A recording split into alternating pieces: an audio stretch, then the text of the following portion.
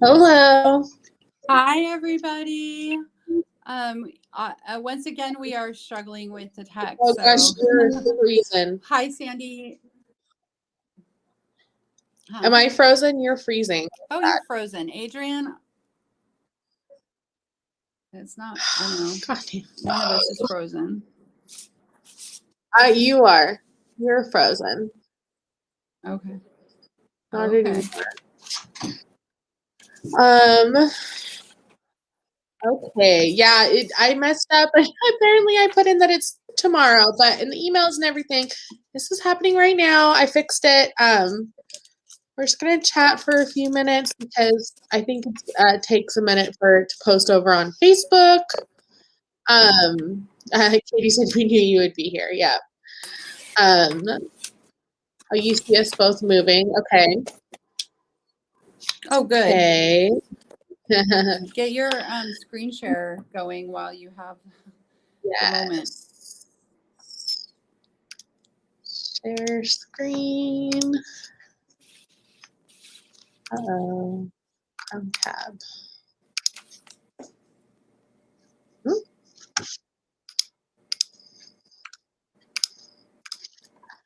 Okay.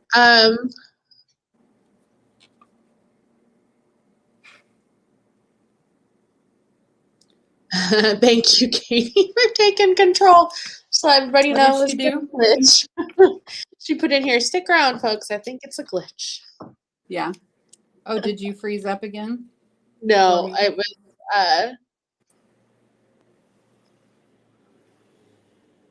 You sure you didn't freeze up?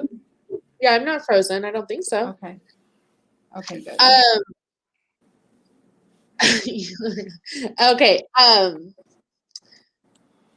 I want to hear how people did with the assignment yesterday. If you did it, let me know in the chat. We can talk about it for a few minutes at the start of the class. It's so weird because we literally do a live chat every single day and never have any trouble. I know. But we don't usually use the streaming though. I mean, well, we do, but yeah, I don't know. Every day. This doesn't feel any different from what we do every morning. So that's so weird. Nikki says, I think I am going to have to broaden my genre. There's not a lot of feminist dystopia exclusive authors out there. And those who are don't have good websites or any at all. That makes me sad because I would love to read a feminist dystopian book. But, think about what, like that's a maybe too niched down, or it's your like thesis statement or your, we talked about that you have your thesis statement or your elevator pitch, but that's not necessarily like your official niche, right? It's what you're writing inside of your niche and the content you're creating inside of your niche. But like the official niche that you belong to might be, dystopian fiction, right? So feminist dystopian fiction fits into what broader niche? You'll send it to me. Yeah, I love feminist inspired stuff. So can you think of any feminist authors that might fit in her niche? I don't know about feminist dystopian. I'm thinking about who wrote like The Women or that kind of thing. Like maybe just feminist authors. Yeah, but I don't think that that's going to be exactly her audience. Well, she's not going to reach her dystopian or fantasy audience that way. And I hate to say Marion Zimmer, whatever her name is, because she's such a freaking weirdo. That I hate to even go there, but if you could figure out what other authors are in that niche, that might be a good fit for you. Yeah, that would be Bella Luna. It's going to be just on YouTube as a recording, so you can watch it again for sure. Yeah, Marion Zimmer Bradley is a good example. Maybe somebody in your niche. She's not the greatest example. She's also not only because she's problematic, but she's older, right? She's dead now, so I don't think she has a website. But also, I think she was in the 80s. So not exactly what you're wanting to look for, but like maybe a good starting place for trying to find who you want to look for. Oh man, what's that series called? The Queen Miss Arthur. of Avalon. Miss of Avalon one that's about the women of King Arthur. So that one might be a good one. That's not dystopian though. That's historical. Well, it's Arthurian or whatever, but she may not find if she is going into a niche that is, niching down so far that it's like a niche that's so tiny that there's not many people that are actually in that niche. She might have to broaden a tiny bit, go back the other way. Yeah. I think I would look. I feel like I would look at like more. Are you writing like dystopian fantasy? Are you writing like take out the feminist part and just assume that within whatever niche that there's gonna be readers in there that are gonna want to read the same kind of story with a female centric. Because they will. Oh, that's a good idea. Yeah, they will. Like somebody's always gonna want to read Harry Potter from a female perspective, right? We keep bringing up problematic authors. I know. It's hard. Why? It is hard. Why do these people have to share like good books? So weird. Okay, so who else had some thoughts? Wendy came up with 7 authors to research. I love that. That's good. Bad websites hurt her soul. Yes, we're gonna avoid having bad websites here. What did you see in common with those websites between each other though? Like even if to you they were bad, like you considered them bad, I'm curious if you noticed anything similar between them. Yeah. Still be looking for the similarities. So, because you'll start to see the ones, hopefully by finding more and more. So if you finding 7 authors to research is great because, like you might find not all 7 of those authors might have all of the same similarities, but you might find that like 5 of the 7 have very strong similarities, right? So that you want to maybe gravitate more towards those 5 rather than the 2 that are lacking the similarities. Like they're standing out more and not necessarily fitting in their niche. Right. Or, they might not be in your niche or I don't know. You never know.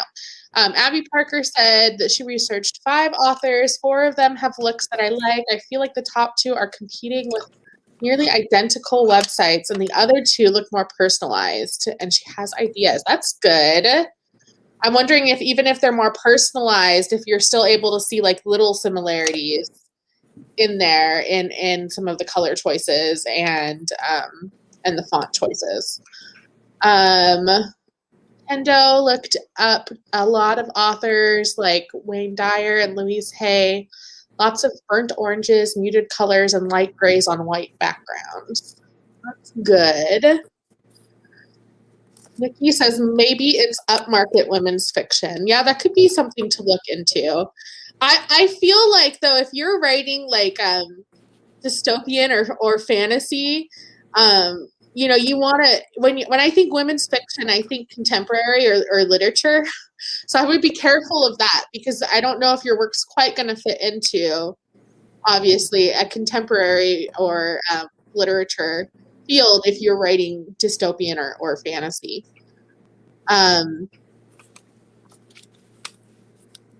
Like budgeting and money management for Christian women entrepreneurs as a niche. Wendy, that's a good niche. Yeah. Budget. Yes. I like that. That's perfect. That's exactly what I'm talking about. So that's a good budgeting and money management is your umbrella niche, right? It's too big you need to find something smaller in there. And I think I literally was just talking to Wendy Coop in this in my last class, if that's Wendy Coop, is it? Yes. Yeah. And I told her like, because she's a pastor, she might, her target might have, like, she might be able to niche down further by thinking about women who would, or not necessarily women, people who would feel really good about taking advice from someone who understands their their religious background. Mm-hmm. Yeah, I think that's a really great niche, Wendy. Good job. Sandy asks, so how do you suggest we narrow down a very broad niche? Like cozy mysteries is a huge genre. So start thinking about like what kind of cozy mysteries do you like to write? Do you like to write cozy mysteries that, involve pets? Do you like to write cozy mysteries that, kind of have a noir feel to them, or that are who said that? Sandy Phoenix. Okay, so I know Sandy's book really, really well. Okay. Because she's in my tell Tuesday her night. what We're meeting tomorrow. She's in my Tuesday night workshop. Mm-hmm. And so Sandy is, I would say her niche is she's got like it's a cozy mystery, but there's a murder, so it's a cozy murder mystery. That's good. And it's very place focused, so it's set in Phoenix. And it has like I almost feel like this could be a niche. I'm not sure because I don't read enough. Mystery. I'm sorry, I got distracted by this. The chat is hard. I got okay. So I don't know if this is a niche. You would have to need research because I don't read enough cozy mystery to know. But I feel like there might be a niche in there about real estate or buildings or architecture. You know what I mean? Like urban. Huh? Urban. Yeah. Urban. Yes, actually. And so that to me seems like that would be urban cozy murder mystery. Yes. Yeah. Mm-hmm. So Cindy. Yes, because cozy mystery is often set in small towns. So that's unique. So yeah, that's what you need to start thinking about when you narrow it in even more. Like start thinking about settings that you end up going back to over and over again in your story. The big thing the interesting thing to me is that Sandy needs to niche herself as a cozy mystery writer. So she's going to go and look at other cozy mystery writers, no matter what they're writing. And she's going to see, similar to what we were looking at yesterday, like, do they, what kind of fonts do they use usually? What do their logos look like usually? And then niching down further lets her create a mood or like an aesthetic. So where like some people might have like Nicholas Sparks did, right, where it was like a country setting or a porch or something. Sandy might have like a Phoenix desert or skyline or cactus or I don't know what like she's gonna have mountains, maybe something that would be indicative of the setting of her book that would make it stand apart while still fitting into that niche. So I don't know enough about the things, but I think that Adrienne just made a cozy mystery logo, and so she figured out, or branding kit, and she found out that like what did you find out, Adrienne, about colors? It's cozy, right? So the ones that I was looking at, like they like cozy settings to me, like murder in a beach town or like a whatever. So the one that I had made was highlighting that. And so that's unique to me, I think too. I think that's pretty unique, Sandy, also, that you're writing a cozy mystery that focuses so much on like an urban. But you also have like it's urban setting because it's set in Phoenix, but it also has this kind of cozy feel to it because is it like suburban? No, it's Phoenix, but she's got this very tight knit family group in there. Like the main character is Ellen, and then her cousin Adam, and then her boss Debbie, and the three of them are like the Scooby Gang, right? Of this story, and so there's a coziness to the familiarity between the characters, and I think that is really common in so an ensemble casts might be like worked into your niche if you're really good at that. I love books with ensemble cast. Those are my favorite kind. Yeah. Okay. So, oh no, I lost my spot. I feel like I'm missing. Oh, there's Sandy's. Abby Parker says historical fiction has a lot of rich, antiquated colors, gold and brick red and deep green. That's a good observation. Bella Luna, I think we already answered that. Yes, this is being recorded. It'll just be up on YouTube like right after this. I think it's like probably already on YouTube. Yeah. There'll be a playlist. Yes. So you can find them all easily. Yeah. So Nikki says she thinks her stuff is more women's than dystopian. Really, it's quite subtle dystopia. So yeah, I think use your best judgment. I would say if it feels, if the dystopian is taking over and there's a magical feel to your story. Well, dystopian is not magical. No, dystopian is like post-apocalyptic. Yeah.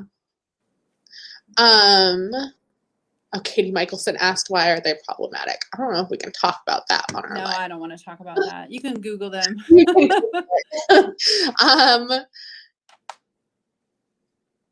Too wordy, poor color choice. Oh, that one I don't know what that's saying. Let's see. Oh, Wendy answered your question about whether similarities between the bad websites, and she said there wasn't too much in the way of similarities. She used to be a web designer, so that's why she commented on websites. That makes sense. Whoever is talking about the dystopian, I wonder if you can think of just one book that readers of your book might also enjoy. That's a good way to do it. Because that way we can start to okay, well then readers of that other book might also enjoy, and we can build out to a few. Yes.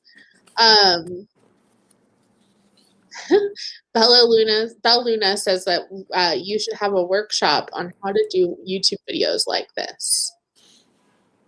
Well, since I've been doing it for about 30 seconds, that may be in the works someday though. Once I figure it out all the way and we don't have yeah. Sandy Phoenix says she loves urban and she's definitely not writing in a small town. Yeah, I like that urban feel because making an urban setting feel cozy, that's interesting to me because I feel like when I think of a mystery set in an urban setting or a city, I think more thriller than mystery, right? It just seems bigger to me, more sinister. Right. So what makes if we think about what makes Sandy's book cozy versus a thriller, because she does have the crime that they are often in a cozy mystery. The crime is also relatively cozy. It's a murder, but it's a cozy murder. I don't know if that even makes sense. I know what I'm thinking of, Jessica Fletcher, right? Yeah. It's it's not generally a big crime ring of really awful. Our janitors are about to come in and take our trash, just FYI, real life happening right here. So Sandy's book has this crime. The underlying crime is more serious than what I would expect out of a cozy. So what makes hers cozy versus a thriller? For me, a cozy mystery generally has a lay person who goes off to solve, tries to solve the crime, or a group of people. So it's a group of knitters who solve the murder of their friend or whatever. And so this is this little group of people who pool their, they just decide, I was gonna say pool their resources, but that's not right. They it's lay people solving the crime, and that's what makes this cozy. And it's, to me, more a cozy along the lines of Sue Grafton than say Murder, She Wrote. Hello. Yeah, that's good. I hope that makes sense, Sandy. Oh, there's Marcus. Yay. PG-13 versus R. Yeah, so I would call Sandy's PG-13, even though the underlying crime is more serious, and then it's also got a setting that's different from most cozy mysteries. I still feel that it is a cozy mystery because it has these other elements of it, right? Mm-hmm. Oh, Nikki says Handmaid's Tale is one that is. Yes, That's and a Margaret Atwood good in example. general. You should look at Margaret Atwood. Good. Maybe we can pull her up on Yeah, and then start there. And you can Google like who authors like Margaret Atwood and see what comes up. yeah.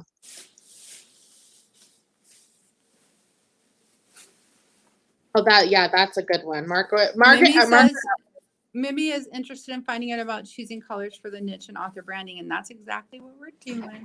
So Yeah, welcome. You're in the right place. We're gonna get started and Get just comfy because we're gonna be here a while.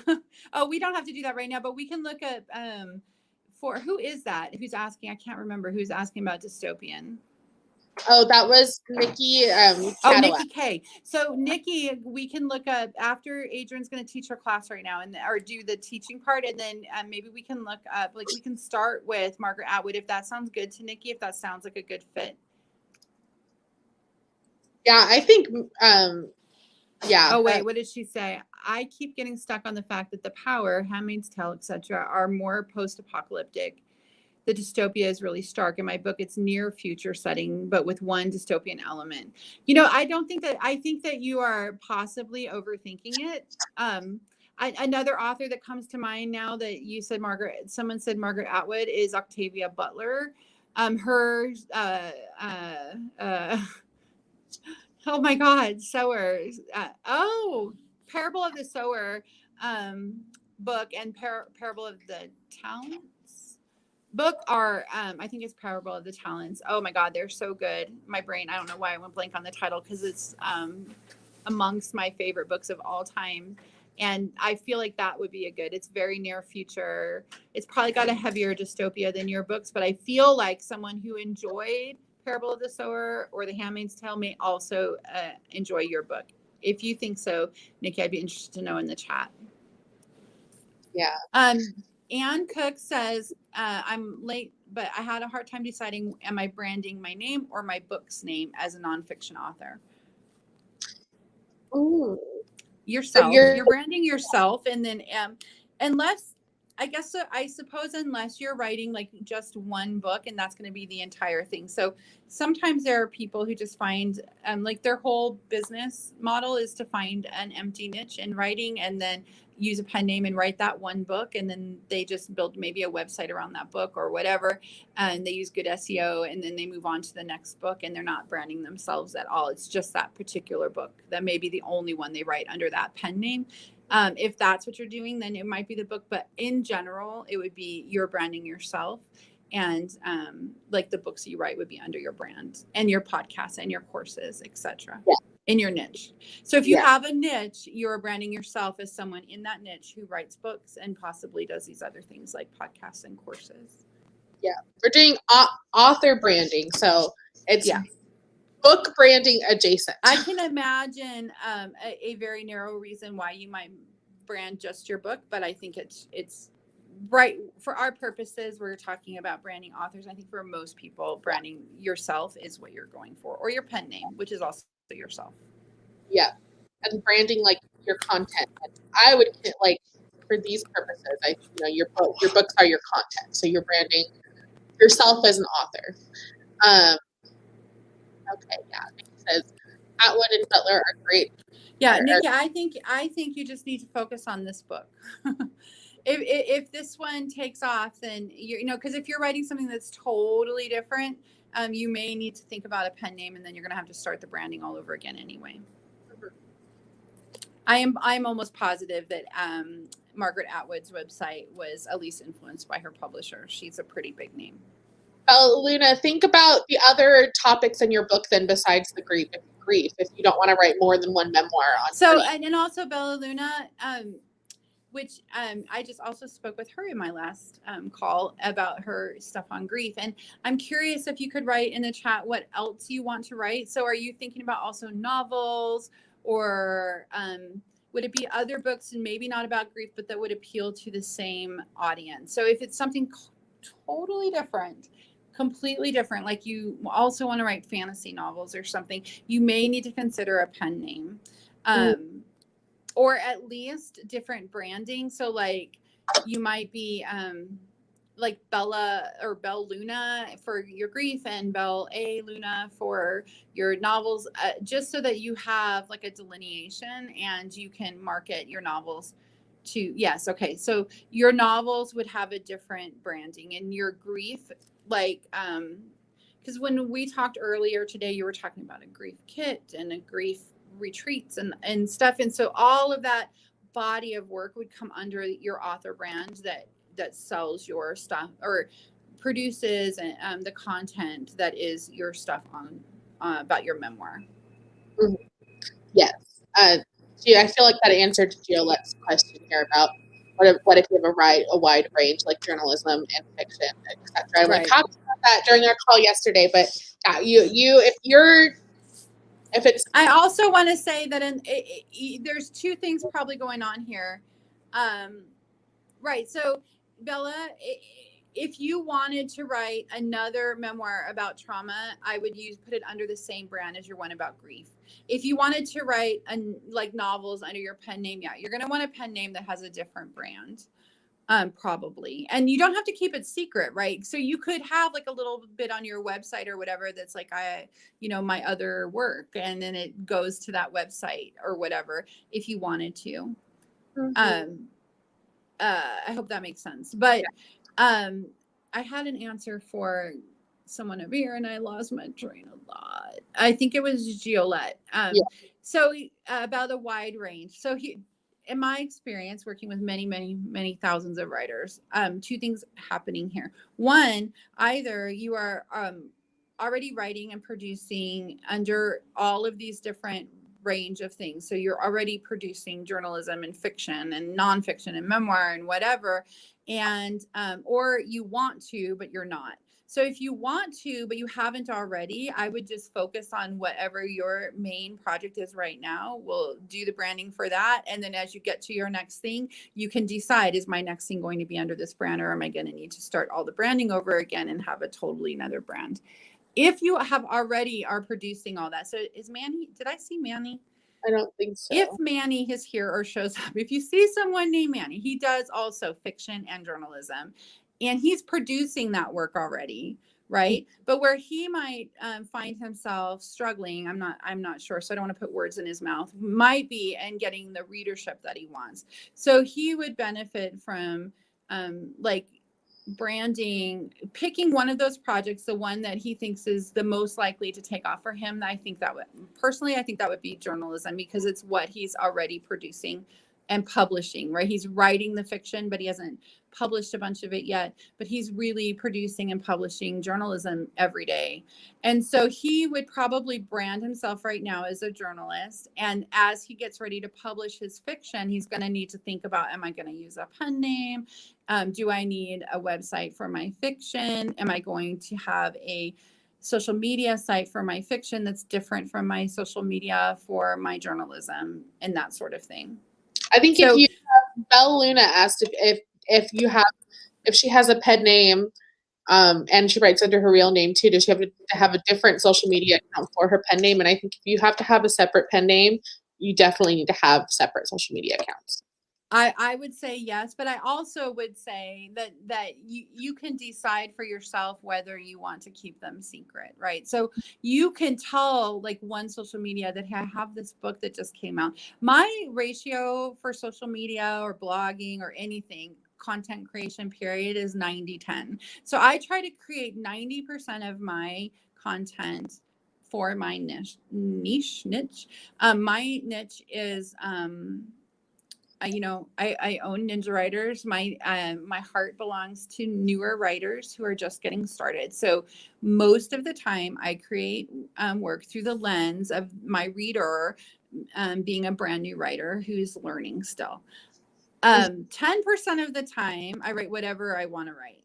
10% of the time I just write blog posts or whatever that are anything I want to write. As long as I keep it about 90-10, then I don't lose readers because because I wrote a post about my home life or cooking or some other thing that's interesting to me. Now, if I did one of those and it took off and I thought, oh my gosh, like this might be my next big thing, then I would need to brand. Like I'm not gonna be able to use Ninja Writer's brand to say, have a whole nother business that's about cooking, or I don't even know. Like it wouldn't fit very well. So I would have to not necessarily keep things secret from Ninja Writers, but I would need to like have a brand for that new thing, so that I could build it. Yeah. If Bella, if you want to keep things separate, that's okay too. And then you definitely 100% are going to need separate social media and separate. One more question here, I think, before we move on to the lesson. But Ann Cook says that her name, when you Google Ann Cook, it's full of losses and other subjects I've done. Does that matter? Can I just rebrand myself? I think it depends on what you're wanting to do. But I will say I started out to be a romance writer. That was my whole goal when I was younger. And my first books that I sold were to online publishers, and they were pretty spicy romance. And then I sold a children's book, and I just used my name for both. Shaunta Grimes is my name. It's my maiden name, but it's me. It's my name. And not only did it not matter, but I even told like my publishers, and my first publisher was Penguin. So it was like a big publisher. And I was like, or my first traditionally published big children's book was a YA book, was Penguin. And I was like all panicked. Like, should I take my romance books down? Like, what if some teenager finds it? And they're like, they didn't care. They literally did not care. So the branding is not because you're like afraid that your audience is going to find your other stuff.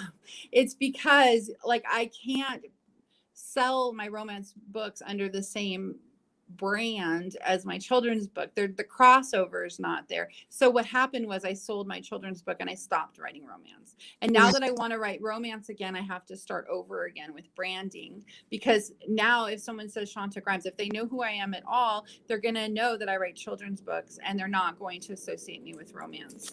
She writes erotica. Ann Cook writes erotica and Christian writing. Yes. So what you're going to want to do is have a pen name for your erotica, just unless, I don't know, you might find some weird, funky little niche in there for Christian erotica. Christian ladies might like reading that. I don't know. But it could be there. I'm just saying. And in which case then you could combine them. But for the most part, probably, unless that literally is your plan, which feel free, run with it, honey. If you can make that work, I will be glad to see it. LOL, yeah. If you're writing and they're very, very different, you're just going to want to have pen name for one and another, and you're going to need to have, and it's a lot of work. Managing one brand is a lot of work. Managing two is going to be even more work. So you're probably going to end up putting most of your effort into one, maybe not 90-10, but like probably also not 50-50, and definitely not 100-100. So, one of those is going to end up getting your Katie, like, and meet Katie Michelson. I feel like you guys would be friends. I'm just gonna just put you guys together and then go on about my business. But I do believe that most of the time you are not going to be able to put all of your effort into both of your brands. And that's why I said most of the time when people are talking about this, they are not actually Sarah has a question about the worksheet, Adrian. It was sent out. I'll send it again after this call just to make sure everybody gets it for sure. It's in your email, Sarah. It should be in your email though. Oh, she didn't get an email today. Check your promotions or your spam folder. Sabrina didn't get it either. Are you sure it went out? I got it. Let me double check. There's another question in there, Shaunta, that you can answer while we're moving on from Belle.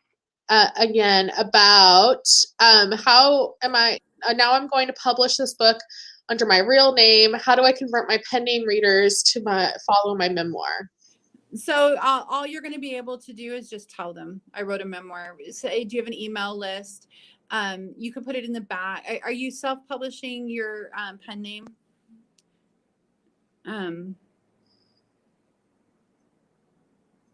If you're self-publishing, you can put a link at the back of your memoir. You can blog about it. You can put it, send out an email link.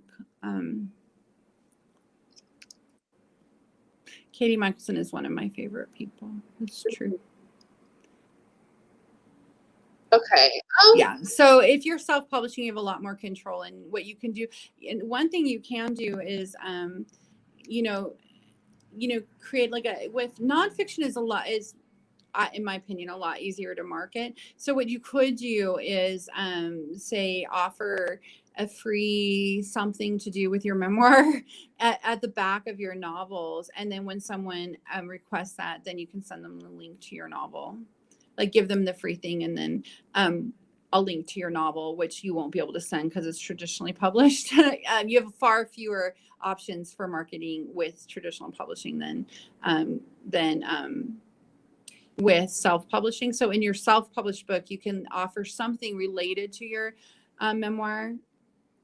You can offer something related to your memoir. So say an email course or how to build your own grief kit or whatever, something along those lines, like a PDF.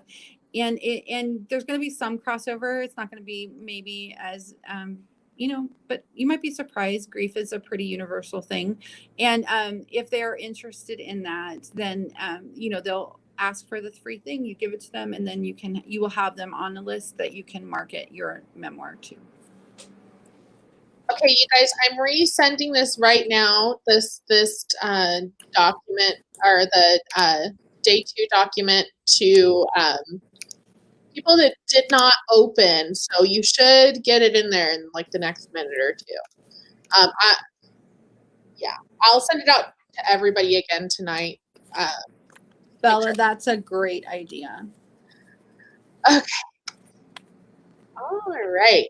So, okay. So I think let's get started. I think we're ready. Okay, so today we're talking about choosing your colors. I cannot see the chat, so I need you to. Okay. I'll keep an eye. Okay, so choosing your colors. This is one of my favorite lessons. I love talking about colors, and this is kind of a long PDF. Or download, but it has lots of pictures in it because you can't talk about color without having pictures in there. That's just boring. So the first area of our brand boards, this is going to be like the first physical thing that you can add to your brand boards now. And it's that we'll be focusing on is color. After this lesson and the accompanying assignment, you should walk away with a set color palette that portrays the type of author, community, business, etc. You're showing in everything you do. So color palette is the starting point for, well, it's not the starting point for every aspect of branding because I said that about pitching, but it is right up there. You find your niche and then you find your color palette. It's going to be the first thing that you're going to notice as you're looking at all of these websites, right? Like you're going to notice the colors and when you're looking for similarities, I think you're going to look for the colors before you're going to look for the fonts or the layout or anything like that. Well, I think if you're not already a designer, like if you're not a professional designer, the colors are the thing that will stand out to you the most. When you think design, I think you think color first. So you can't create a proper logo without a color palette. You also can't create a website without a color palette. Both of these are essential outcomes we expect to have or are able to create once we've completed a branding board. So you're creating an author branding board so that you have this big first step towards making your author website or creating a really aesthetic Instagram account or blog or whatever. It's meant to help you with those design choices and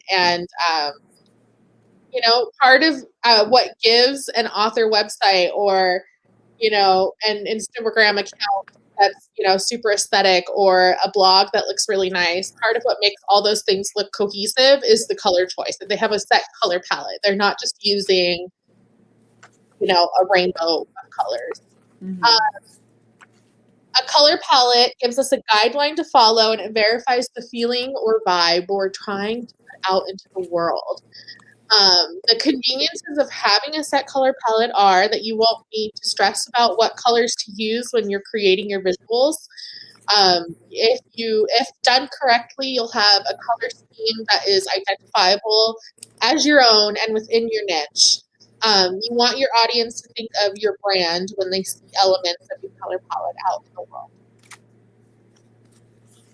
There's some example of successful color palettes. These are particularly examples of color palettes that when you see these colors in any combination out in the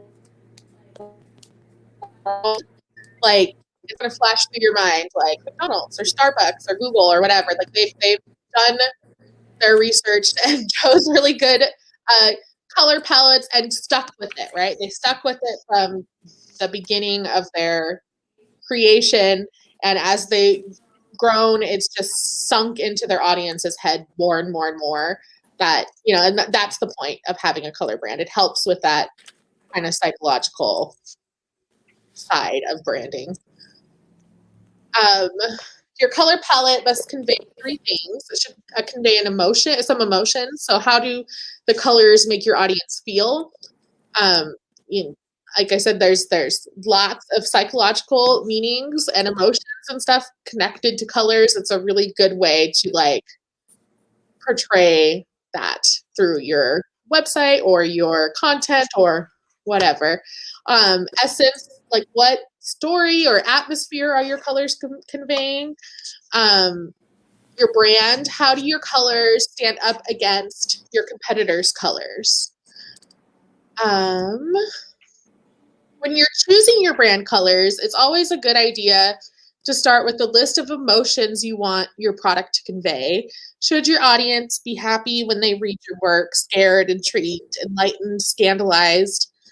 Deciding on these emotions when choosing your colors will help you determine what colors to look for. So, for example, I write convey intrigue and calmness and mindfulness.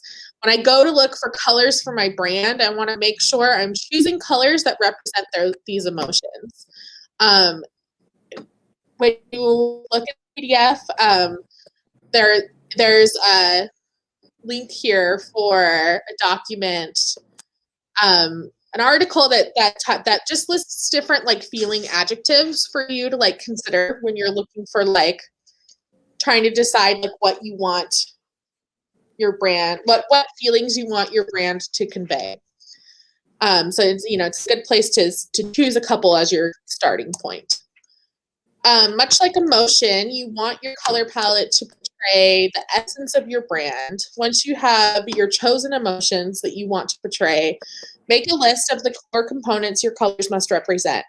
Generally, this would be your niche. So if you're a YA fantasy writer, you want your color palette to feel like a YA fantasy color palette. Remember that if you are working on two very different writing personas or projects, you may need to do this twice. So you may need to choose two different, we've already talked about this before, but just to reiterate, create two different brand boards because you might need to have two different brands. For me, the brand colors for my nonfiction work needs to portray history and art and critical thinking, because that's the stuff that I like to write about when I'm writing nonfiction. But when I'm writing fiction, I like to write modern and contemporary aesthetics and about history and urban magic and adventure. So they're pretty different. One is a little more academic, or more academic, and one is fiction. So I would have to have I would create two brands for myself, I think. Don't you think, Mom? I do. And your names don't to make it easier for people to understand. Adrienne might write her nonfiction under the name A.B. Grimes, right? Adrienne's middle name is Brand. So Adrienne, it might be A.B. Grimes, and her fiction under Adrienne Grimes. So it's not like she has to go super different or into hiding or something, unless she wants to, right? So Belle wants to, and I don't know that Adrian would exactly want to. It's just so that you're like, if you read a J.D. Robb book, it's like Nora Roberts writing as J.D. Robb, and it says it on the cover, right? She's not hiding. It's just that Nora Roberts writes romance books, and J.D. Robb, I think they're more like mysteries or something, right? I'm not sure, but they're different, and so she needed a different brand, but she didn't need to hide the fact that she was doing that from her readers. Mm-hmm. It's just that readers are going to want, so if she's, she has romance readers, and what they want to read is romance, and then they pick up a JD Robb book and it's not what they wanted or expected, they might be a little bit pissed off, and they might think, well, Nora Roberts isn't writing what I want anymore, and stop reading her altogether. I mean, it's Nora Roberts, so maybe not, but someone might. And for those of us, which is all of us mostly, who are not Nora Roberts, losing a reader that way could be a lot more devastating than it would be for her. Readers are creatures of habit. They tend there you go. Tana says J.D. Robb writes futuristic mystery cop novels. So that's very, very different from her romance books. Mm-hmm. And so if someone who really only wants to read romance books picks up a Nora Roberts book and it's a futuristic mystery cop novel, they're going to be like, what in the world just happened? So she needed to rebrand, but she also wanted to let her scores and scores and scores of, she want to start over. So she let all of those readers know, like, hey, I'm writing these other books under this name. Mm-hmm. Yeah. Okay. So, as I stated earlier, when choosing your brand colors, you should always strive for your brand being recognizable by your color choice. You want a follower to think of you and your brand when they see these colors together. Spend some time evaluating the color palettes of competitors. I think when I'm reading this and I'm saying it out loud too, I want to emphasize that the goal here, like particularly if you are wanting to be like a self-published fiction writer, but you're trying to choose a color palette that's going to fit in within your niche, right? So that people can look at the colors and they can feel like, oh yeah, that's a romance writer. That's a, so-and-so, that's a food blog, whatever. And a lot of it is about how the colors relate to each other. So it's not necessarily like black, white, red. It's about a dark neutral, a light neutral, and a bright. Mm-hmm. Yeah, how they blend together for sure. Mm-hmm. And how they're used, right? Because something that's darker or moodier is going to have a lot of that dark neutral and a little bit of, or none of the light, and then like just little pops of the bright, and then something that's happier and more like lighthearted, say a cozy mystery. I wouldn't be surprised to find that cozy mystery uses a brighter color more in the palette than know. I found a lot, they liked blues a lot when I was looking. Which I found interesting. But definitely buy the domain, Ann Cook. Take it from me. I let ShauntaGrimes.com go on accident. I didn't mean to, but I did. And then I was going to go speak at a conference, and they messaged me and said, I just thought you should know that when you go to ShauntaGrimes.com, which I had on my resume because, that was I just let it go. I didn't mean to. Somebody bought it and put porn on it. Mm-hmm. Why anybody would put porn on ShauntaGrimes.com, and no clue, but that's what they did. And then they said they would sell it back to me for like $10,000, and I was like, no. And but I did tell them, like, I write children's books, so little kids are going to be researching, and you're going to probably find yourself getting into trouble from all of the underage people logging into your, coming to your website. Holy cow. Coming to your website, and they did at least take down the porn, but they won't give me back my name. So there's that. I love that you just said corn on YouTube. Why? No, corn with a C. Corn. But corn.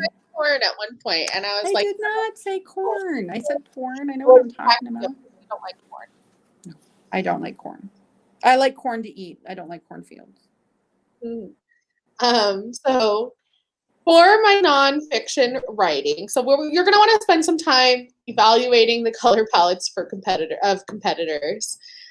So for my nonfiction writing, I would look at and compare my color choices to these companies or creatives to start.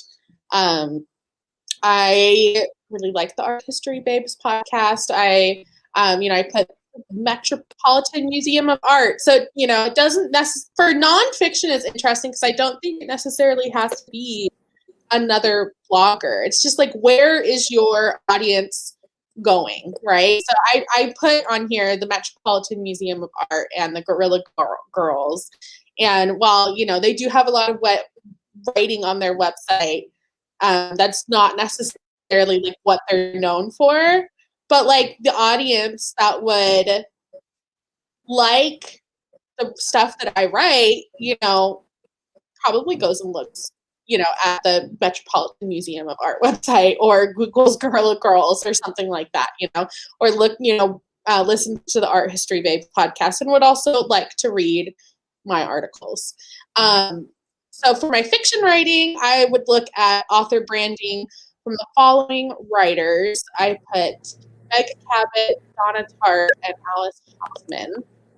I would want my branding to fit in with these examples, but also stand out. Color choice is a good way of ensuring that it stands out. When I went, I thought this was very interesting for nonfiction competitors. There's a clear look here, right? Black and white and red. Very graphic. All three of these, very graphic, very, our typography heavy too, which is fun to play around with. Very bold and like classic to me too. So I liked, and maybe a little retro looking. So there's clear similarities when you look at these three logos. Or, I had gone to their websites to get it. This is an example because you can see it on their logos here. Fiction competitors for me to consider, I looked up, I think, Meg Cabot. I don't know why I put Neil Gaiman here and not Donna Tartt, but I did. And Alice Hoffman. So there's, what's interesting to me is that there is, again, I'm noticing that the text here is all the sans serif. The colors are very similar between Alice Hoffman and Neil Gaiman, not so much between Meg Cabot. So I'd have to spend some more time looking at some others. I probably would go look at I feel like Meg Cabot is a very different kind of writer. She is. Two of them. Yeah, she is. But I think that like, I don't know, that like sans serif fonts. It is. And I think I added her here because I think when I write, I feel like the stories I like are very inspired by her. I might have to decide that like my stuff would fit more in with Neil Gaiman or Alice Hoffman, and I might not need to be as inspired by Meg Cabot's author branding, but we're just getting ideas here, and I'm definitely seeing similarities between these two, at least. Okay, so once you've identified the emotions and essence you want to convey, spend some time looking at color meaning and making a list of possible colors whose meanings match what you are trying to put out with your branding. So for instance, blue is a very common color, and often makes us think of like the ocean, but it can also be a symbol of sadness or depression. I think I meant to put calming there. So it's a very calming color and a very common color. Red can be a color that instills anger, but it can also portray like passion and energy and lust and action and, it's a very classic color too. So there's an article here if you join in on the author branding challenge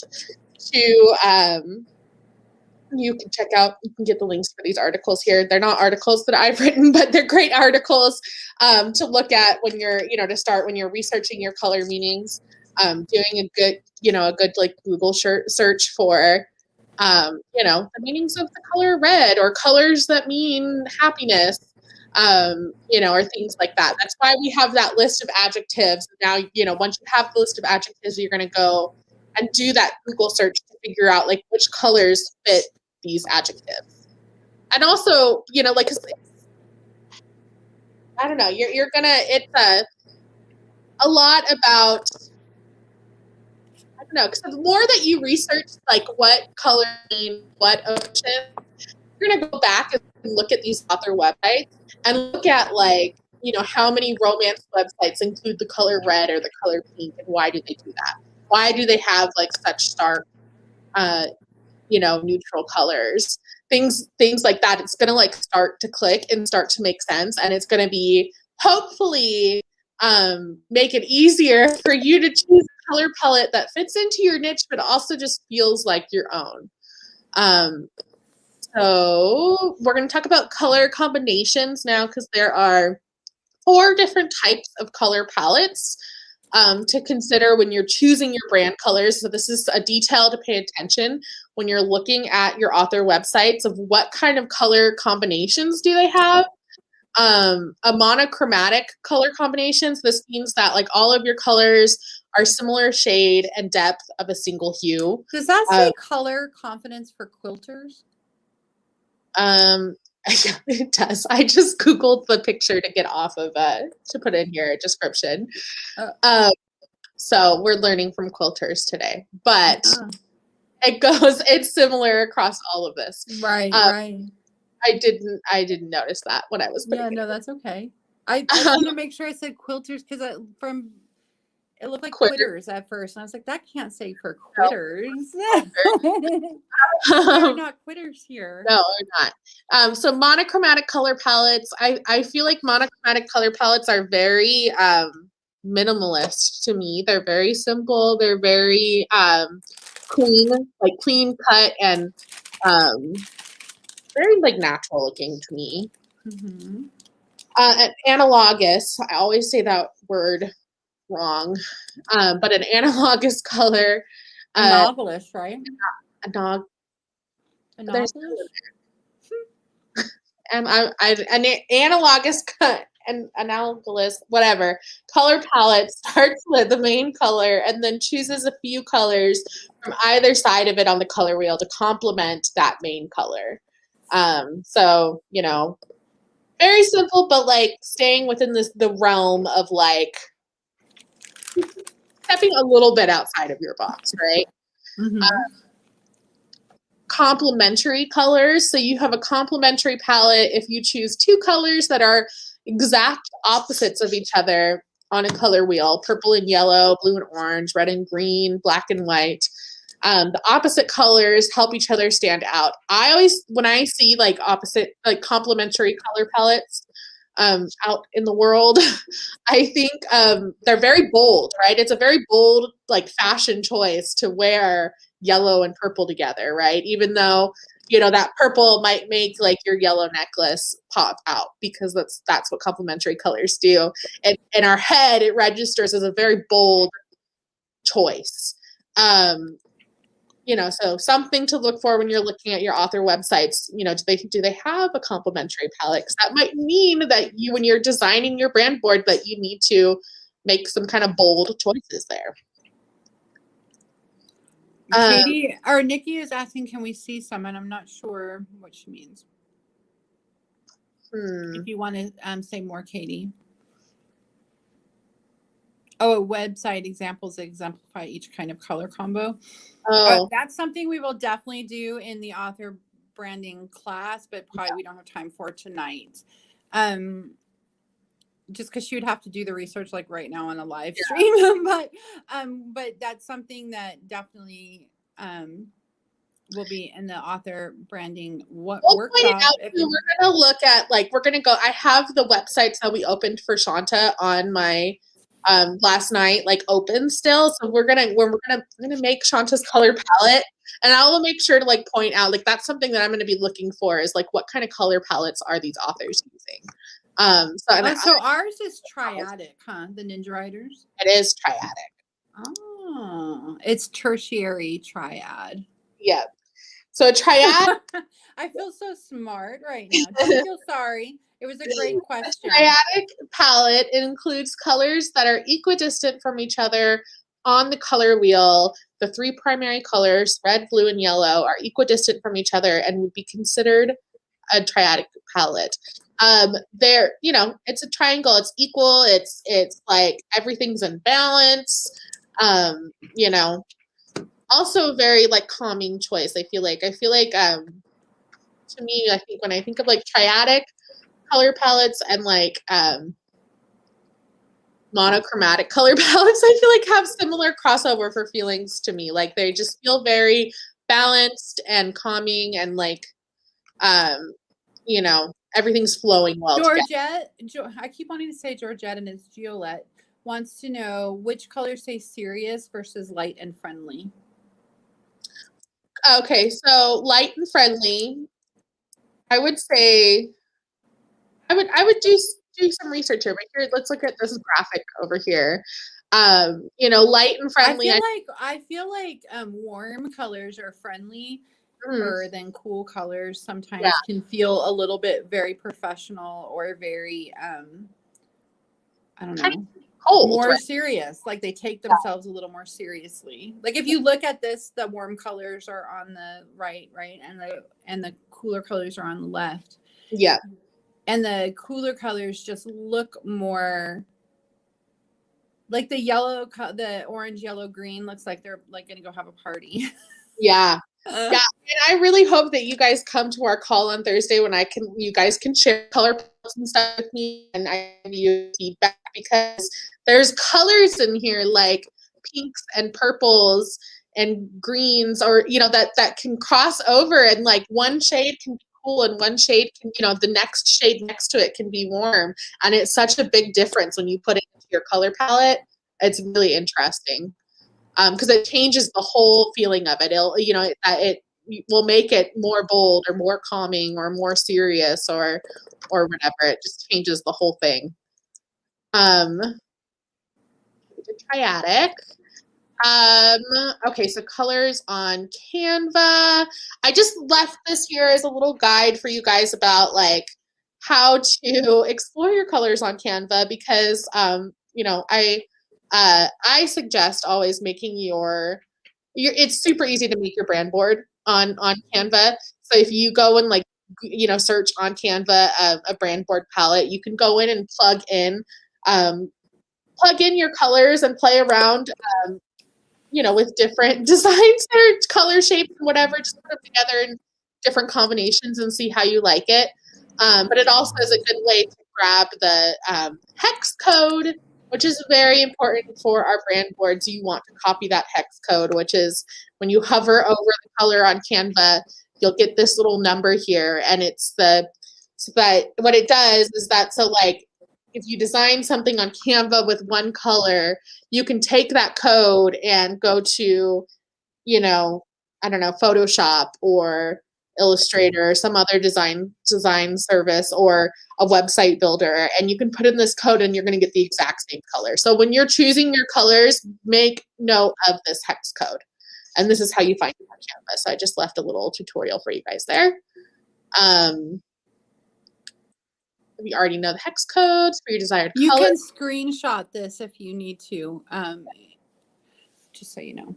Yeah, but leave it up for a minute so people can screenshot if they want to. But you can also, if you sign up for the free branding challenge, which now you'll be behind if you just sign up today, but at least. But I put in there to all of these in the welcome email.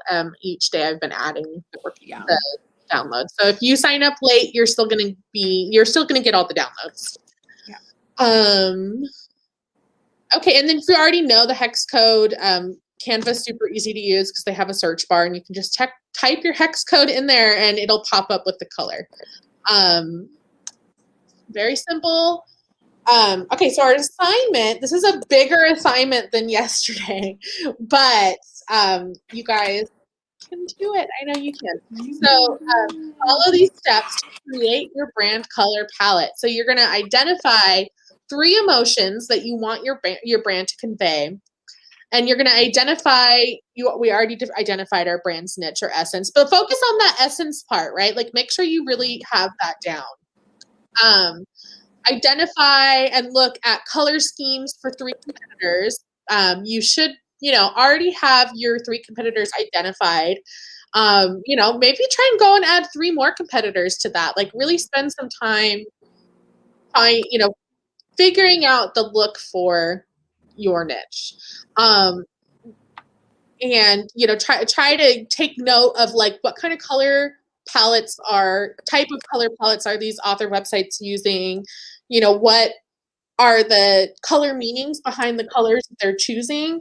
You might find some similarities in there. Like they might both be using, an orange or a yellow, which is like playful and happy. Like they both have kind of adjacent meanings. Research color meanings and find 2 or 3 colors that positively convey your intended emotions or essence. If you're having issues trying to figure out which colors to start with, Canva has a color palette generator. I definitely suggest it. It's a good place to kind of start. You just want to make sure that whatever you settle on, that it fits into your niche. Right. So you can play around with it, but remember that it's your starting place. You need to make sure that your end setting here matches your niche. Sorry, I'm distracted. Your niche. This second link here. Oops. I think this is a better. It's not going to let me click on it. There we go. I don't know if you guys can see that. I wonder if this second. I'm gonna remove this and screen share this second one because it's actually a better. I feel like it's a better. Here we go. Not a better one, but it's you can like if you know that you need colors that are you need to have a red in there or whatever, you can I don't know exactly how you have to play around with it, but you can What is this website? It's called colors with 2 O's at the beginning .co.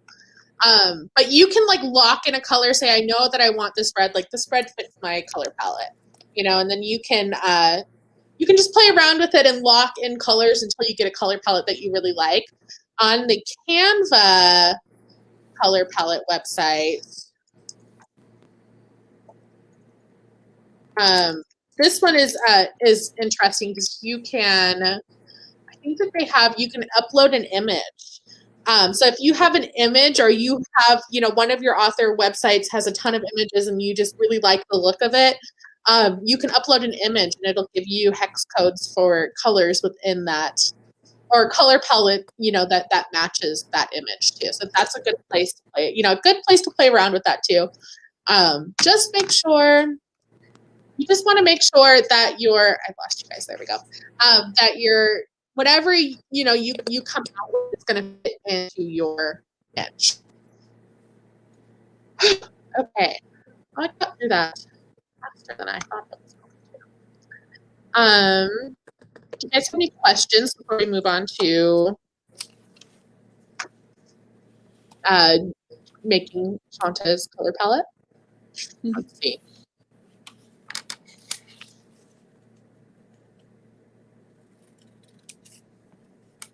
Can we get some website example? Oh yeah, I will make sure to point those out when we do Shaunta's color palettes. Like those will be things that I'll be looking for.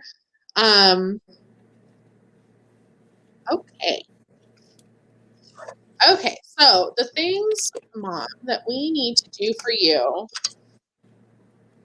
is we need to choose your 3 like emotions or adjectives, right?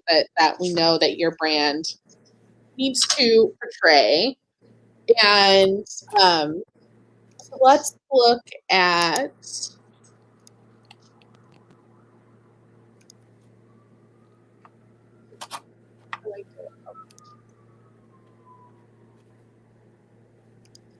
have your websites open from last night that we shared. So we have Ilona Andrews, and I'm noticing from her color palette, right? There's her color palette, right, is not necessarily, you know, she has worked her like images from her book or images related into her book as like backgrounds. But I think what we really want to look at here is like up here. Okay. So it's moody. Yeah, moody. And there's like, I wish we could see this lion better. It's kind I'm of a little bit worried though that I've picked the wrong, like this does not match my cover very much. And so this feels to me more like urban fantasy, possibly. I don't really know this author very well. So who would you look at? Yeah, this is way more actiony. Okay.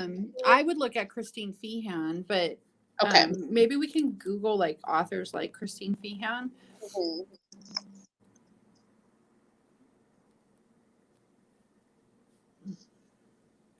There we go. Goodreads. Okay. I can't see that. So you're gonna have Cherylyn Kenyon would be a good one. Okay. Also her last name's Ward. JB Ward. Is she on there?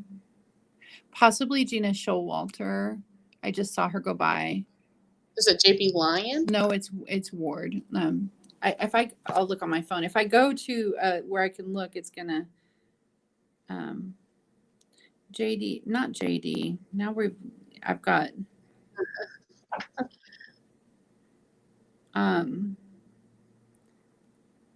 oh, come on. What is her name? Does nobody know? All right, hold on. I'm Googling her. I'm going to put in Cherylyn Kenyon. Yeah. J.R. Ward. Okay. This is Cherylyn Kenyon. She's kind of very similar to look, I feel like, to, Can I see her covers, though? See, that's much more like my covers. Yeah. A little bit glowy, like magic, like glowy from the inside out, and male. Like sexy dude covers. Darker though, right? So she writes, so that looks to me, so she writes in the same genre, but I feel like she also writes I'm not thinking of her, so never mind. I'm gonna stop that thought in the middle. But yeah. So Ilona Andrews had darker colors but more white, right? Like more white space. And she is this website's very dark. Yeah, and her writing as well, like her stories. Very dark with pops of white, and very stark, very just black and white. Like there's nothing else. Definitely complementary color palette, right? Let's see what her. No, let's look at latest news. Okay, so her opening page is very, very dark.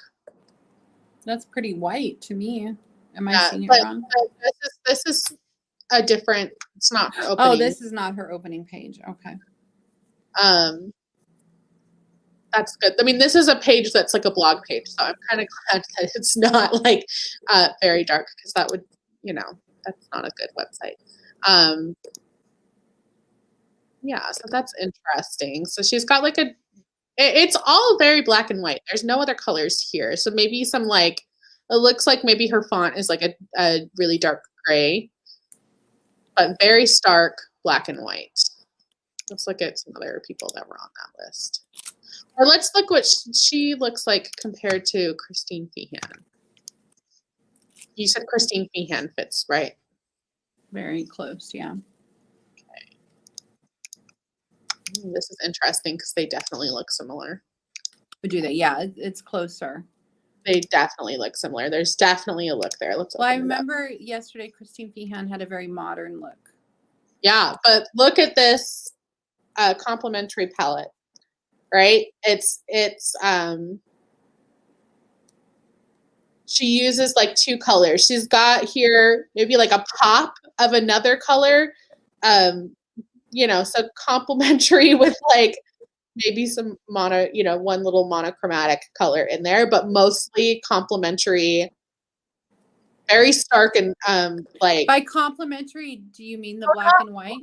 Though this is not complementary because this is not black. This is Gray. maybe this is honey. Yeah, so this is what's the third one called? Let me go back to my notes. Sorry. Analogous. Analogous or where. No, analogous is like yellow and orange and they're like next to each other. So like a grayish blue and a gray, right? Like her blue is a grayish blue. So, yeah. But it looks very, very stark to me, right? Like there's still like, she has lots of white space, which is interesting. It's interesting to me that she's not, like she doesn't, well, never mind. But this is her About Me page.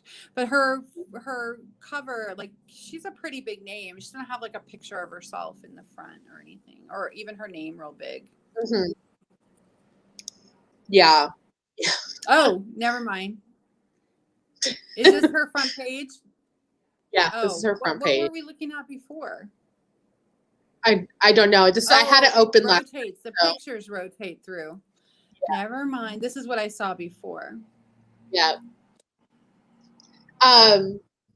This purpley color with red or orange is also pretty. I feel like it's. Yeah. So that's interesting. I think there's definitely some similarities in like the color palette between this one and Cherylyn, the Queens here. Yeah. Let's see what Gina Showalter's looks like. Okay, how do you spell her? Wait, I don't want to open it. I want to keep her open. Hold on. Okay. Gena. N-A Showalter. Showalter, I think.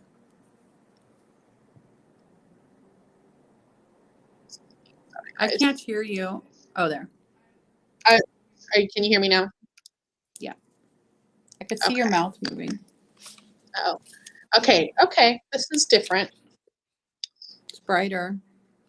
And it's cutesier, right? Like she's got some, but still stark, right? Like it's still stark. Hers is not as close a fit.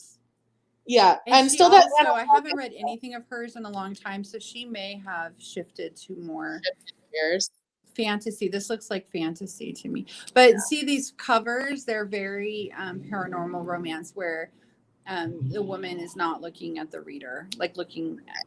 So she's still fitting in, but you can covers do very much. So maybe she is still writing then, but her website is just not matching. But what is matching? Well, it could be that this book here looks like. This looks like a fantasy to me. Yeah, so maybe she's shifting gear a little bit, but it looks like most of what she writes is writing, right? And so let's ignore this stuff because this stuff I don't think would be on your website. I think that is branded to that book. Yeah, probably. But the colors here, are that purple again. But it's like a dark blue here too. So that analogous, yeah. And I can't say that word. I think it's analogous. But there's an L in there at the beginning. Where? It's ANALO. Analogous. Yeah, something like that.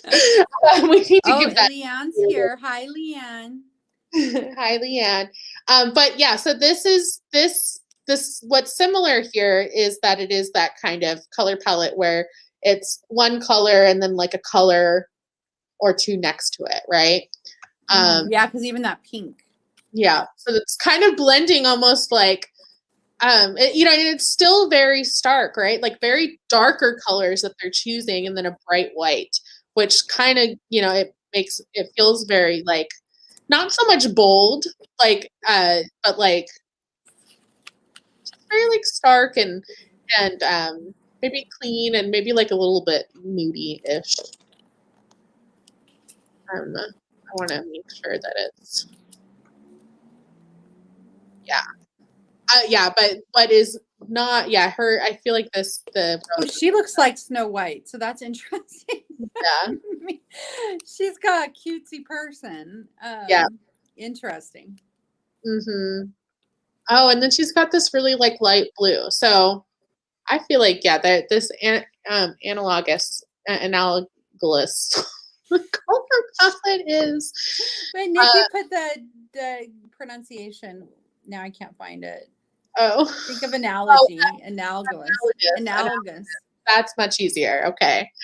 So that analogous color palettes fit in really well here. Can you think of somebody else?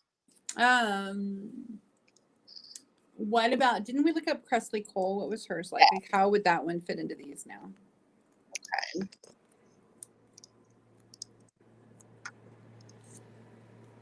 It's hard because I find myself just thinking of authors that I like. And so like I like to read these authors. So so this doesn't seem to me like it fits in as well. This seems like triadic almost. And it's also, her books maybe are more, I don't think that they're the same. Yeah. So my books are paranormal romance, but there's a very heavy, like faded love, family type, you know what I mean? Like feel to them. Who's an author like that Power of Five authors? That's Alex Liddell. Hers is going to be branded to Reverse Harem. So that would be for my other pen name. Oh, not for this one. No. Ann Cook says this research is causing me to change my book concepts. Hopefully, he's overwhelmed. Aw. Hopefully for don't be overwhelmed.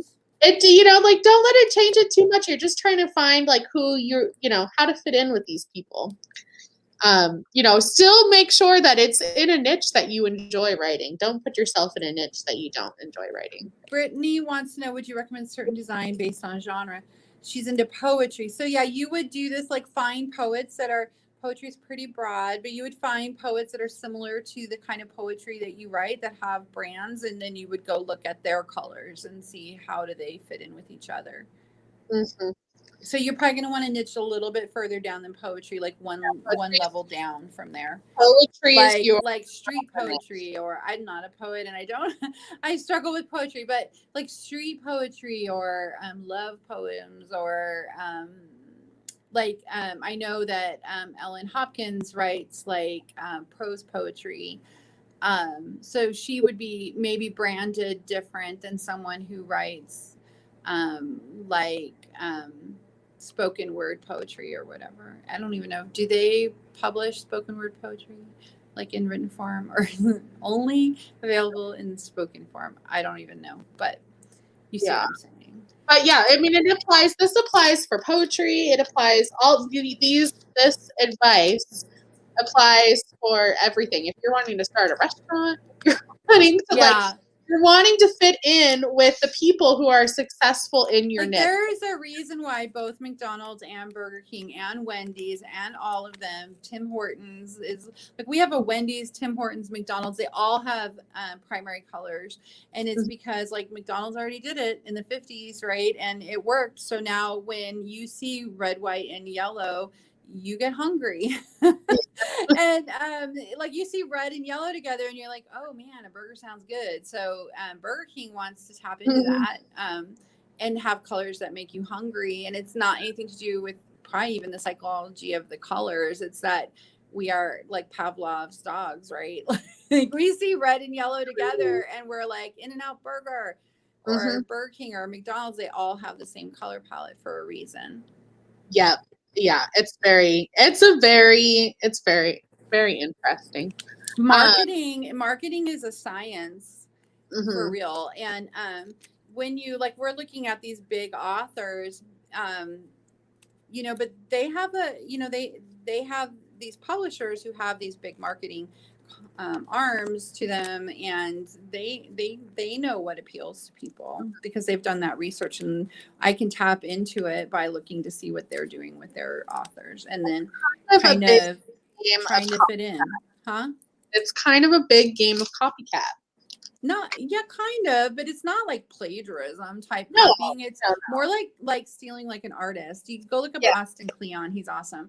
It's more like not reinventing the wheel. There's no reason to. If you're a visual artist, like a painter or a drawer or whatever, I remember being told in some of like the earlier art classes that I took that like there's a rule that like you can be inspired by an artist, but whatever, you know, like if you recreate their work, you have to change like a third of it in order for it to be your own, or change like there's a certain like percentage. So we're looking and we're being inspired, and then we're going to just change it slightly so it's our own, and it's you know, not exactly like Kresley Cole's or you know, McQueen's or whatever.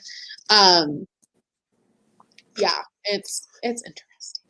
If you're writing like Kresley Cole, there's no reason not to let your readers know through your branding that, hey, this is a book you're going to like if you like Kresley Cole. You want them, you want to remind them of other authors that are in that genre.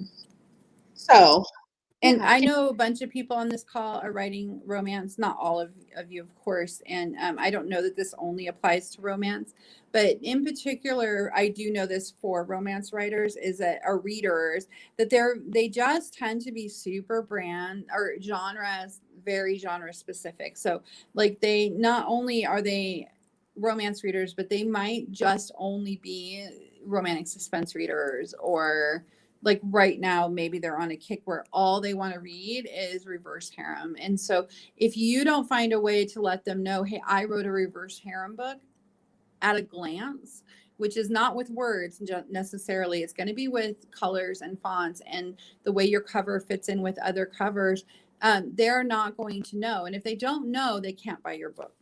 They won't buy your book, right? Yeah. Okay. So we have these authors here, and I think we've decided, we can see that they use kind of an analogous color palette and they have lots of white or lots of, most of them have lots of white. So lots of white space, and then like a pop of a, you know, a bolder dark color, and then more of like a muted dark color. And it's mostly purple. Mostly purple, yes. Well, no, this is Christine Feehan's is like a grayish blue. This is not Christine Feehan. This is Kresley Cole. Oh, Kresley Cole's doesn't match, you said. No, it doesn't, but that's what you're got. Oh, I know. Well, I thought that's what you were looking at. Back at the other ones. So yeah, blues and purples and blacks. So not a whole lot to play around here with, but that's okay because it makes our job easier. So they're moody, but they also, I noticed that there's like a, can we, like, I don't know if you can go back to them, but especially in the covers, but even in the website, there's like that kind of like a sharp brightness. I don't know. I think of it as being glowy, but hers not as much. Like seeing her right there in that third one to the second one over from the right, that kind of thing is very common. Yeah, what's interesting to me is that by doing like choosing darker colors, it helps to like a darker color is a better background for this glowy. Like look at this glowy cover here on the white background, and then this here on a darker background. Right. So it is accentuating this glowy factor of the colors. So you do want pretty dark colors. For what? Yeah, she is that's what they're doing here. Okay, so let's go to I'm gonna stop this. Let's go to Canva. I'm just gonna pull up, I should share my screen so you guys can see how I do this. Oh, you're gonna start a brand board? Yes. Fun.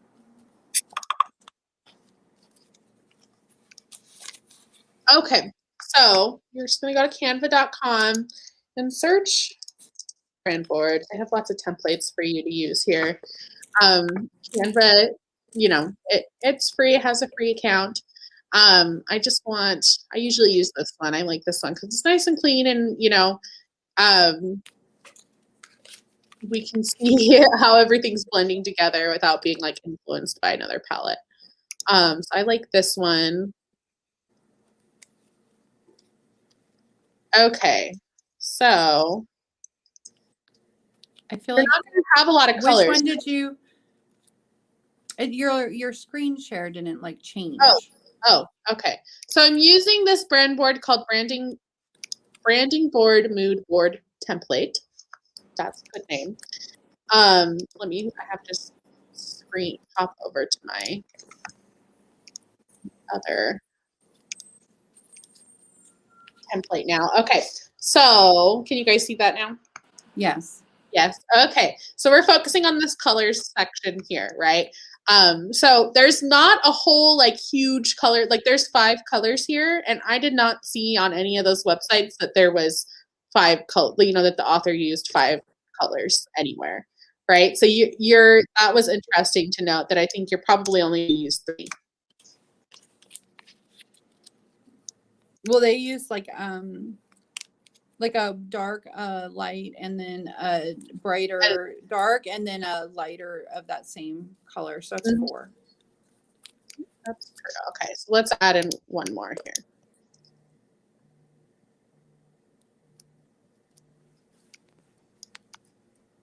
Mm-hmm. Smaller palette though, and what they definitely use here is white. So I'm going to add the white into there. I'm going to make all of these white so we can get this color palette here out of our minds. So I felt like they weren't like white. It was like maybe that white that's next to the white there, like a kind of color white. I don't know. I felt like it was pretty stark white. Let's go back and look really quick. Look at Christine P. Hands, because I remember noticing that her white didn't seem white to me. Okay.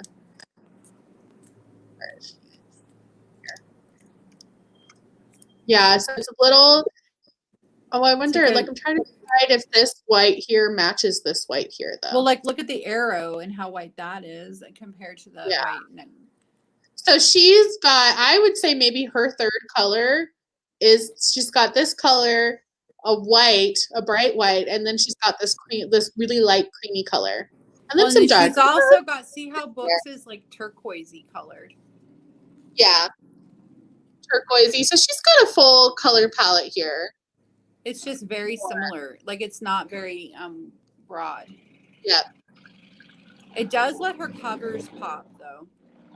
It does, because she's choosing darker colors that look better with this glowy background here. So let's see. So maybe like a creamier color, but let's find the darker color that we want. So Canva just has like a color slider here that you can play around with. We're not on Canva. We're on Christine P. Hands.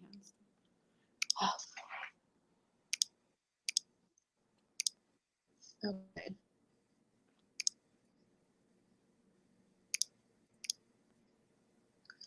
Okay, that's too bright, but like almost more gray toned, maybe.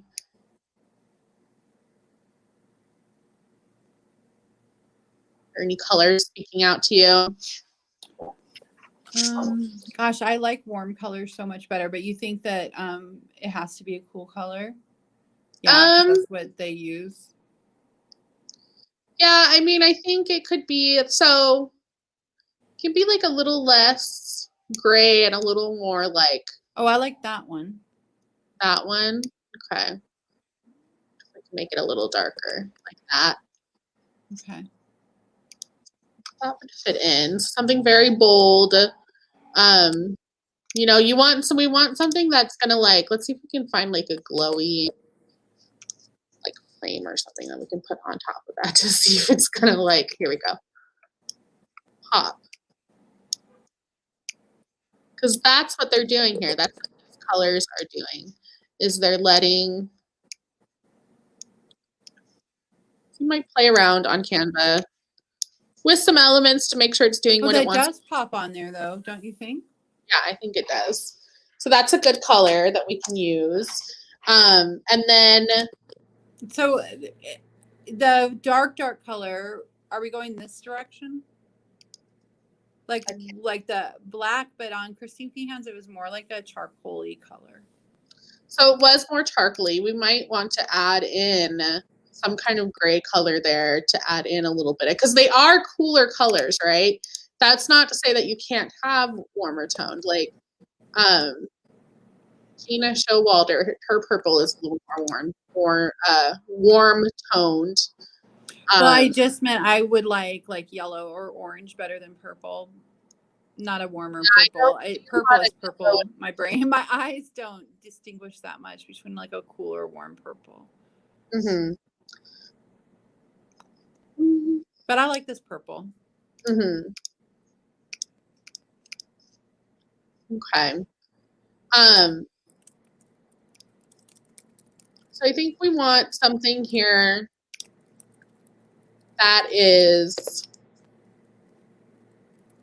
triadic, right? So it's gonna, not triadic, analogous. Analogous. Right? It's gonna be right next to it. That word. Let me see. I used to know there's a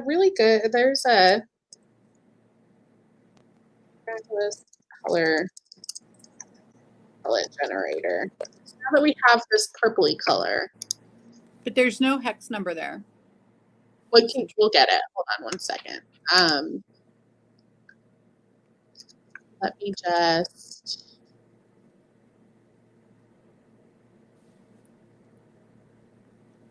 Okay, here we go.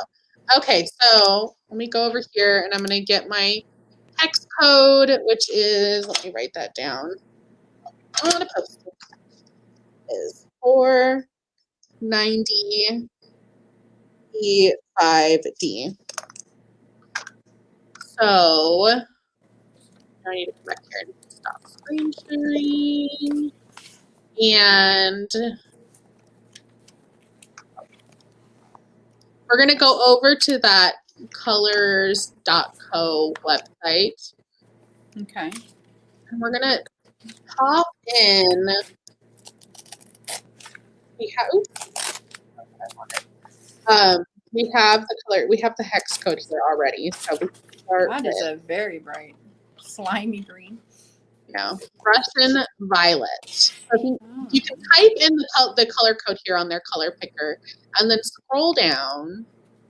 It's got like different variations or shades, but they also have like here. So this we have the analogous, complementary, split complementary, triadic. I don't like any of those. They all look muddy and yucky. Tetradic, square. So, do you like those? Well, I think that this, analogous. I think that there's lots of on your example websites here, author websites, or competition, right? There's lots of white space. So I think to keep in mind that one of these colors is going to stand out more, but the other two are just going to be used as like accents, right? So if you like one of, you're seeing them here all together, but I don't mind that one, I guess, but I don't like the second one down on the right, like that icky brownish tobacco color. I don't like that. Okay. So I don't know. Should we try it? Should we try a different color then? I don't know. Maybe. Let's see if they'll let me choose. Maybe more of a blue color then. Oh, I like that one. Like this one? Okay. Let's see if I like that color better. Okay. Okay. So that added a teal in here. And still that kind of blue. Well, I I feel like like that it's better. a little darker though. Maybe not though. Christine Feehan's was not. It was almost this color, except for a little more gray. Yeah. That could work. Let's put these in over on their brand board and see. Is there a way to like test how it does against the other colors? So like against the colors in the brand, like in the other people's brands? Well, we could. Let me see if I can on StreamYard if they will let me. If I can like do like a split screen thing really quick. We'll try this. This might be a little too techy for us. We do not have a history of Okay, let's look at it compared to Christine Feehan's. Okay, let's see if I can figure this out. Oh, I can right here. Oh. Okay, you're gonna. It's just Inception, really. So close. I know. Can you guys see Christine Feehan's now? Oh yeah, yeah. Okay. Oh, so mine's a lot brighter. Yeah. So where's that palette again? It's a little brighter. Yeah. So it needs to be darker. I think we need to make this a darker blue. Okay. That's the same color. That's weird.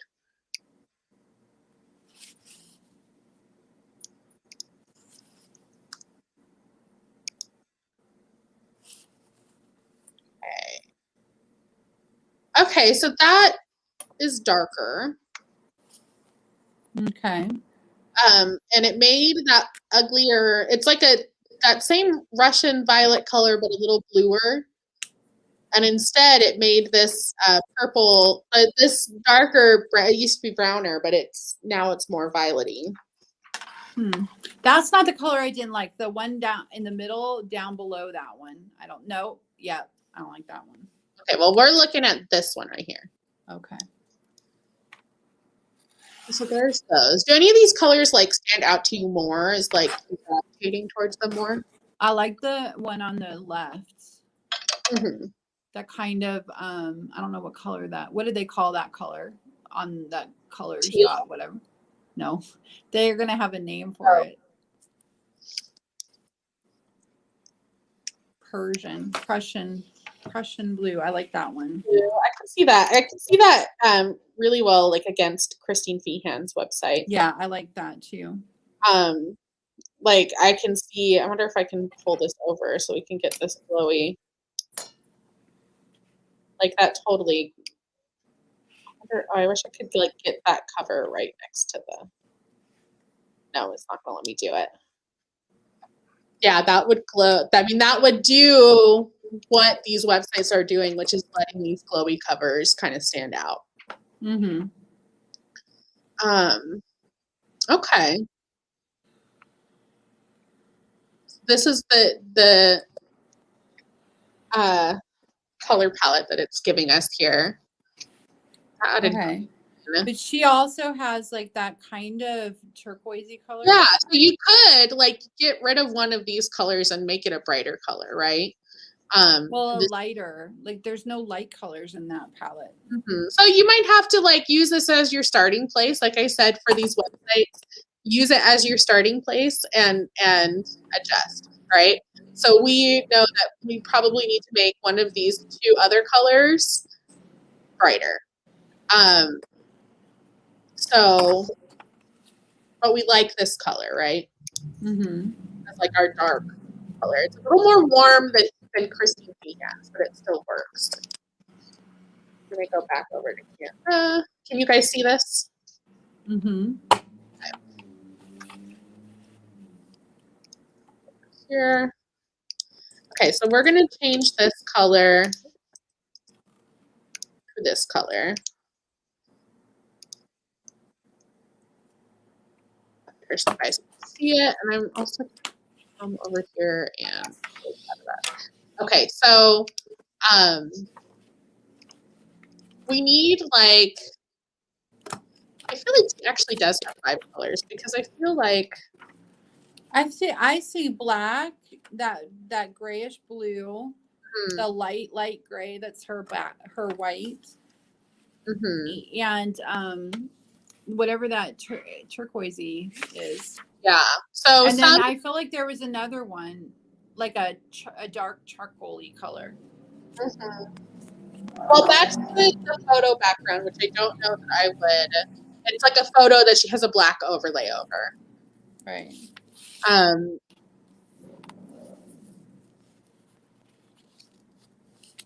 very, and they match it looks like they match the her books, right? Like the photos of her books. So I don't know that I would count the colors in there, but by adding the black in there, she does have a lot of black elements in here. And then, so black, white, this bluish color, and then like a brighter pop of color, which I feel like Cherylyn Kenyon does too, because she's got her jacket here. She's worked it in a little pop of brighter color, but it's not like it's tiny. It's like truly is just like a little tiny little pop of a color. And it connects, I think, to this one. It connects to this darker color, which is like her main pop of color. So if we need to choose a color here, if we open this up, I'm going to type in my. Oh, it's not going to do it. Okay.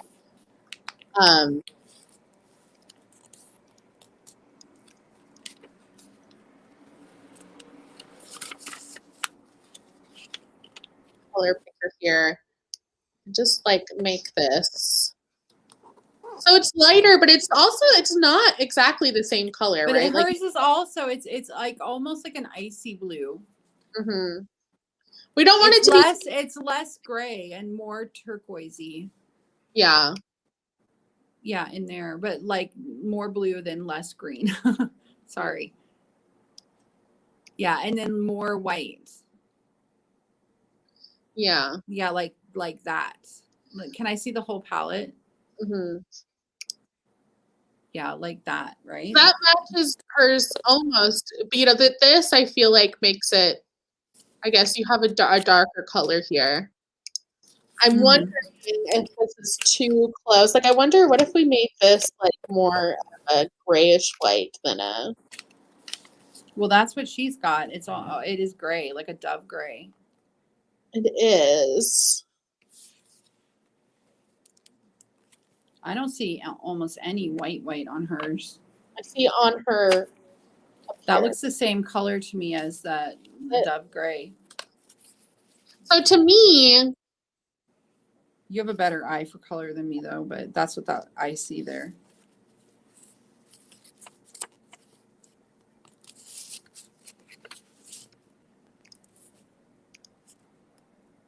Yeah, I feel like it's not that taupe though. Let me see. I'm gonna drag. Oh.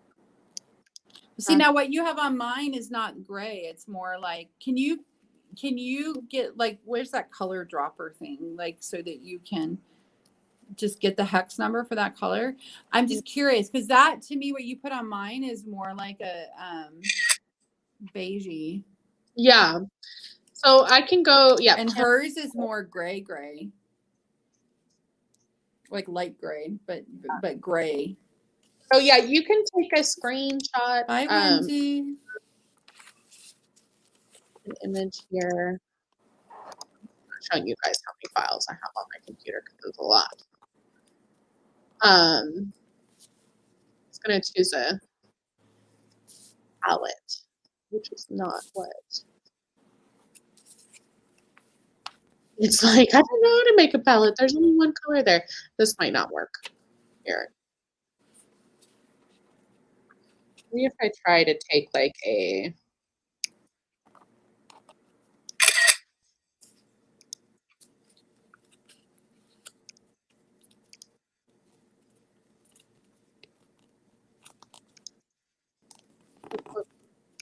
okay, this is not working for us here. Oops. Well, it's okay.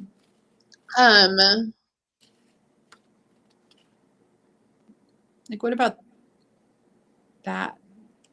This? Yeah. Okay. No, it's too blue, too dark and too blue. Yeah. I don't know. I'm feeling though like this is a little too close to Christine's hands. Like, how can we make this look a little more like your own? I mean, I don't know. My only choices are gray blue and purple blue. Yeah. Well,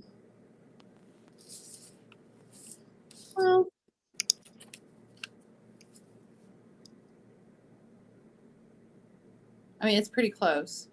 yeah. What if my blue, I can't use like a complementary color. Like I can't have my blue there be yellow or orange.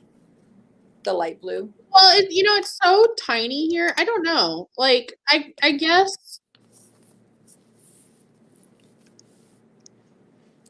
No, there's no like complementary. Oh, her purple is very, very purple, but sure, hers seems a little. I mean, it only gives me two choices, and they're all using the same color, so I don't know how to differentiate too much. Mm-hmm. We might need to do more research and see if maybe, but I mean, if those are all of my choices, I don't know. Yeah. Maybe a green, like a dark green, like a dark, like I don't know what you call that, like I just saw greens go by. There were like those bottly kind of green, no, over farther, like in there.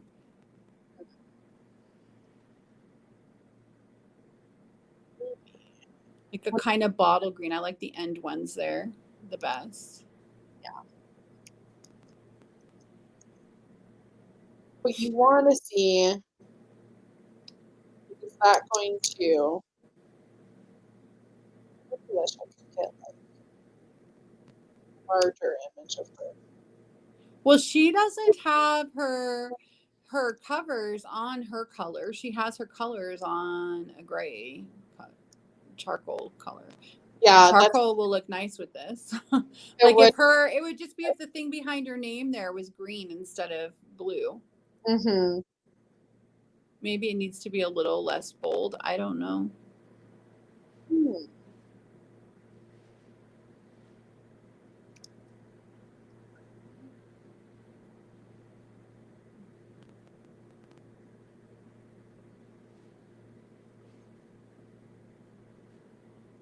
Like,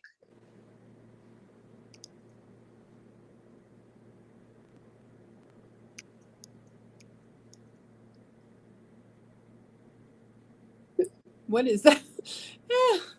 That one goes in the pile with Anogalus. Yeah.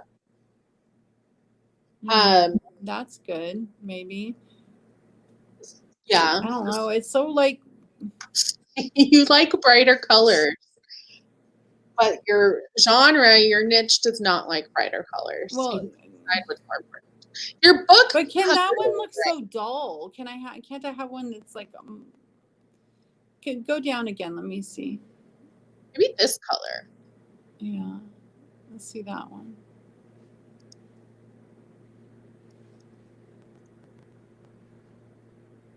Yeah, that's better.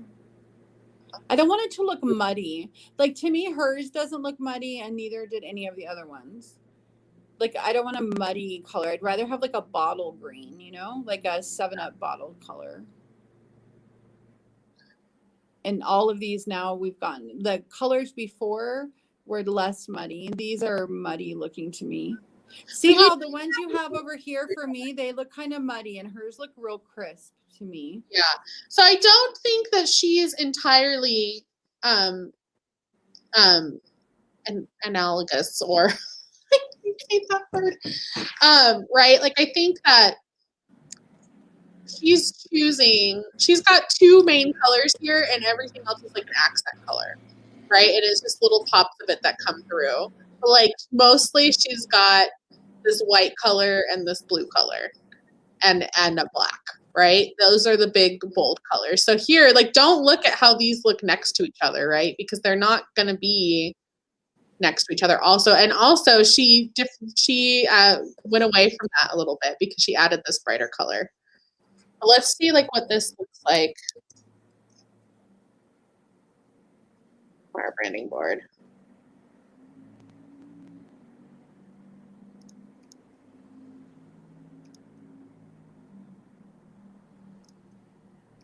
Oh. Yeah, it looks better over here.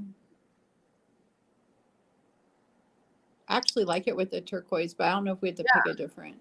No, I think that the green changes it enough that it looks like inspired by Christine Feehan, but not exactly Christine Feehan's website, you know?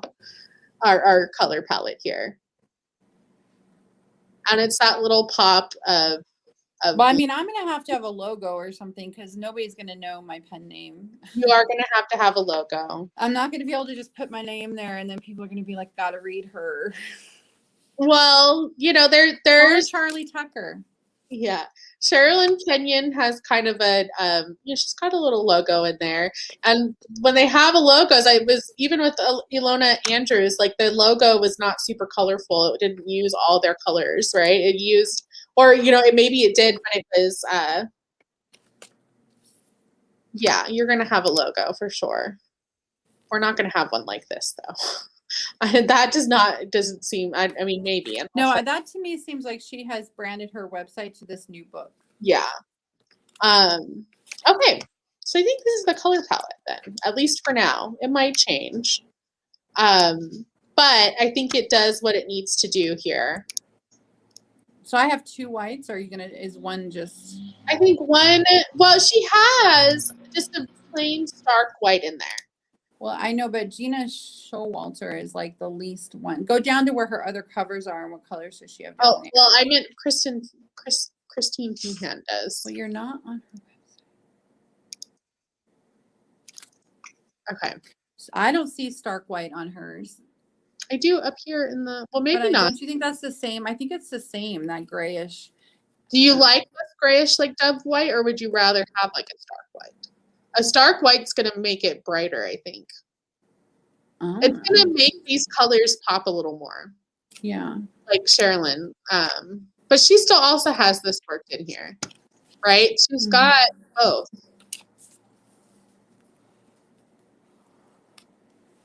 So I think we keep them.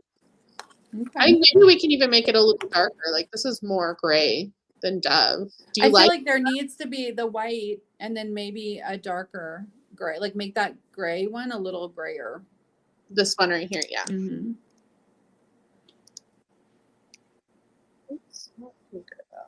So it's interesting to me that you're putting red in there.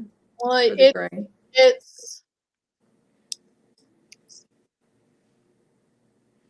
yeah. Okay. So is that two? Those are cool colors, or that green is pretty warm? That green is pretty warm. Or you don't think the fact that the other ones use cool colors matters? Well, I guess Christine Feehan's was pretty warm. Yeah, and I think that it's still no, I think that these are good. It's interesting that she also has sans serif everywhere, except her name up there. Mm-hmm. And we'll talk about fonts and stuff tomorrow, and we'll look at that stuff. So, but yeah, I think is this a color palette that I feel like it matches your genre. I feel like it has the same like cohesive feel to me. It's very masculine almost. It is. But the pictures on the covers are are men. Yeah, that So makes sense. maybe because like What wouldn't are my it emotions? look weird though? Like if you think about it, if there was like these covers with men on them, and then the colors that she chose were like pink and red and like really girly purple, and it would like the covers would not stand out, right? Because the colors would be popping out too much. Mm-hmm. So, that's something to look at too. Mm-hmm. Okay.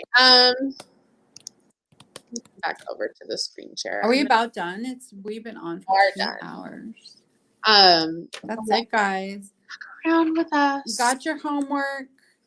Maybe show it one more time so people can screen share if they need to. Yes. And we will be on tomorrow at the same time, 5 p.m. Eastern, to talk about fonts. Yes. And I hope also, though, don't forget that we are live every morning this week at 10 a.m. Eastern for a 10-minute writing sprint. It is not 2 hours, I promise. It is 10 minutes.